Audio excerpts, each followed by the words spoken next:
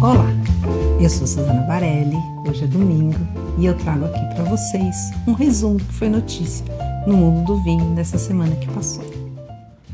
Eu começo com um texto que subiu ontem, sábado, na Levan Filosofia, no Paladar, em que eu conto de uma degustação muito especial. Eu tive a oportunidade de degustar 6 tintos da região de Bordeaux, que foram elaborados durante a Segunda Guerra Mundial, em uma confraria do médico Ricardo Ganck. Das 6 garrafas, a primeira é da safra de 1937. Depois tinha um 38, que foi o Chateau Latour. Depois teve um 41, que foi o Chateau Moulin de Carruage, que nos anos 1980 se tornou-se a Carruage Lafite.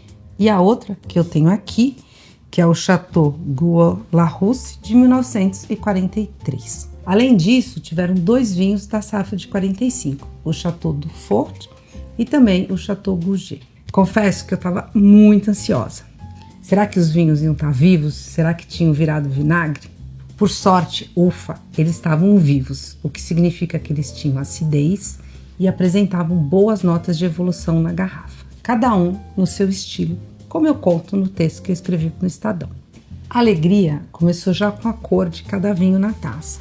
Eles não tinham mais aqueles tons rubis mais vibrantes que caracterizam os vinhos jovens, mas se destacavam pela cor acobreada e assim com os tons granada do seu halo, que é aquela borda que se forma entre o centro e o cristal da taça quando inclinada. Da garrafa, como essa que eu trouxe aqui de lembrança, dá para ver bem os sedimentos que se formam aqui com a polimerização dos taninos ao longo das décadas.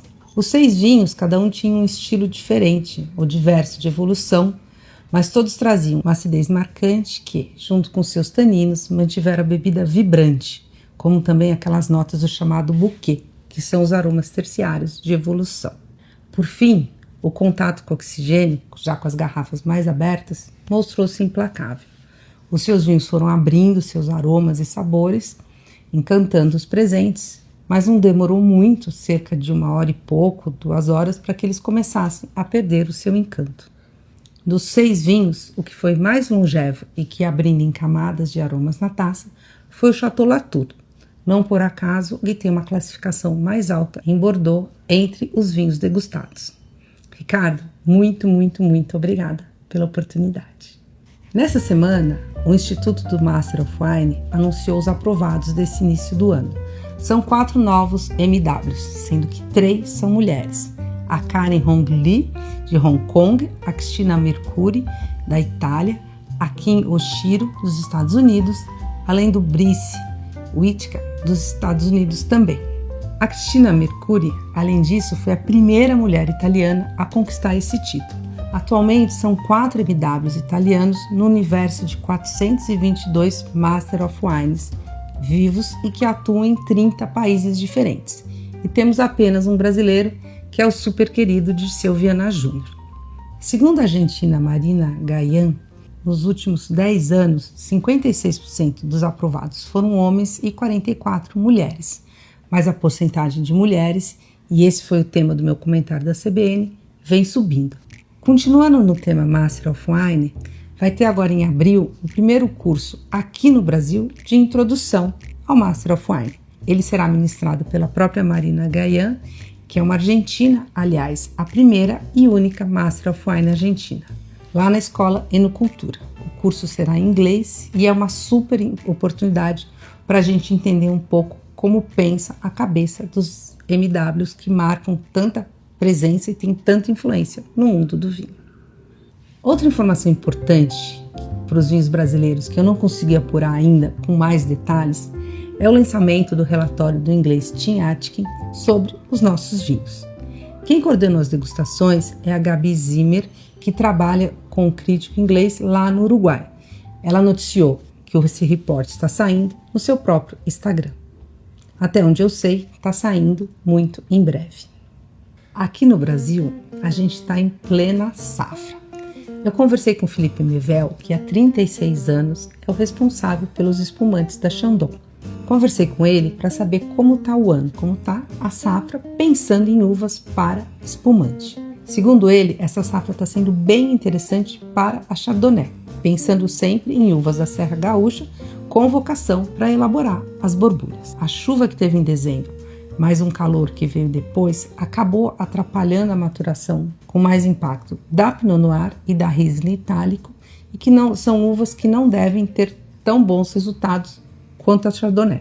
Temos que conferir. O Felipe contou que ele ficou mais entusiasmado ao provar os vinhos do que quando as uvas chegaram na vinícola. Essa semana eu vou lá para o Rio Grande do Sul e trago mais notícias sobre esse tema. Ainda nessa semana que passou, eu tive a oportunidade de conhecer o menu degustação da Casa do Porco. Depois do menu dos 10 anos que o Jefinho preparou, ele volta agora com um menu chamado Porco Dog, denominação de origem caipira. O porco, claro, segue como referência que é a marca registrada deste chefe, mas tem todas as influências da cozinha asiática e também receitas como jambu, tacacá, ou seja, ingredientes brasileiros. Os vinhos que harmonizam com esse menu foram selecionados pela Gabi Bigarelli e começa com um champanhe que tem aquela acidez ou frescor para enfrentar a gordura da carne de porco. No menu que eu fiz, teve ainda 2 vinhos portugueses e eu gostei muito do Rosé 2022 da Quinta Nova, da Luísa Amorim, e também vinhos da Áustria, elaborado com a uva Gruner Veltliner, dos Estados Unidos e do Brasil. Aqui no caso, um potente Cabernet Sauvignon, Cabernet Franc da Guaspari. E claro, uma cachaçinha das boas para quem quisesse trocar o vinho pela cachaça. Lembrando que essa semana começou em pleno carnaval e na terça da folia eu estava falando na CBN e aí eu resolvi comentar sobre o deus pagão Dionísio, que é o deus do vinho, das festas, da fertilidade. Atualmente aqui no Brasil a gente fala mais de Baco, que é como a mitologia romana chama essa divindade pagã. Eu gosto mais de falar de Dionísio, que é um deus que nasce da união de uma mortal, que é a princesa Semele, com Zeus, e tem todas aquelas brigas dos deuses que marcam bastante das mitologias antigas. Para encerrar, e só para a gente ficar de olho, essa semana teve uma decisão da Suprema Corte dos Estados Unidos que impôs uma nova tarifa de 10% para os produtos que entram nos Estados Unidos. Nos vinhos, isso pouco afeta o Brasil, que a nossa balança comercial é pequena com os Estados Unidos, pensando em importação e exportação de vinhos.